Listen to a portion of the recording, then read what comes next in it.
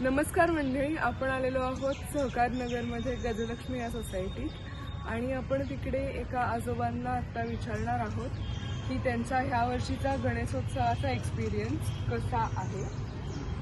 माझा इथला पुण्याचा गणपती उत्सवाचा अनुभव फार चांगला आहे। तिथे सगळे लहान मुलं मुली युवा म्हातारे सगळेजण गणपतीमध्ये फार मजा करतात। सगळे मिरवणूक होतात, गणपतीचं गाणे म्हणतात, डान्स करतात, सगळं छान छान होतं।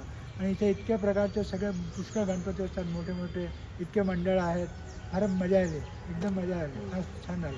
ओके, आणि मग रात्री जे डीजे वगैरे लावतात तर तुम्हाला सिनियर सिटीजन्सला त्याच्याबद्दल काय मत आहे?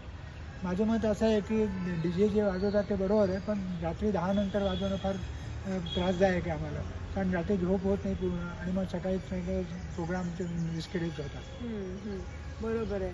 आणि तुम्ही आत्ता म्हणत होता की तुम्ही पुण्यात यावर्षी गणेशोत्सवाचा खूप आनंद घेतला, तर तुम्ही मूळचे पुण्याचेच आहात नाही का? नाही, आम्ही पुण्याचे नाही, आम्ही देवास मध्य प्रदेशमध्ये आहे तिथलं आहोत। आणि तिथं काही असं एवढं हे नाही आहे, तिथे फक्त आम्ही घरच्या घरी गणपती बसवतो, गौरी बसवतो आणि मग विसर्जन करतो। तिथे एवढं हे नाही आहे, त्यामुळे इथे आल्यावर फार आनंद झाला, चांगलं वाटलं। छान चांगलं वाटलं, अच्छा, छान झालं। Okay okay. सो जसं की तुम्ही आत्ता बघू शकला, आपण आत्ता एका आजोबांचा इंटरव्ह्यू घेतला आणि आपण बघितलं की त्यांना कशी सगळी मज्जा आली इकडे। असे छान छान इंटरव्ह्यूज बघण्याकरता आमचं चॅनल नक्की फॉलो करा।